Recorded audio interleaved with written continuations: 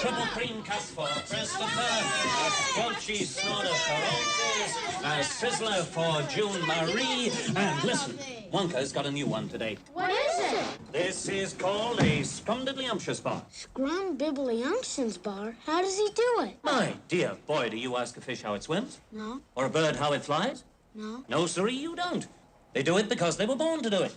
Just like Willy Wonka was born to be a candy man, and you look like you were born to be a Wonkerer.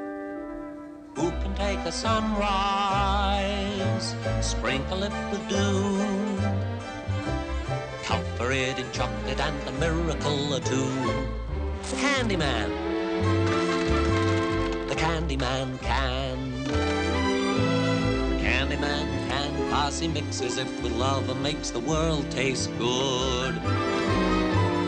Who can take a rainbow, wrap it in a sigh, soak it in the sun and make the strawberry lemon pie? The Candy Man.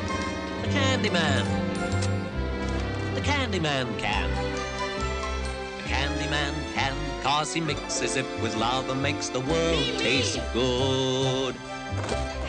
Willy Wonka makes everything he bakes satisfying and delicious. Talk about your childhood wishes. You can even eat the dishes.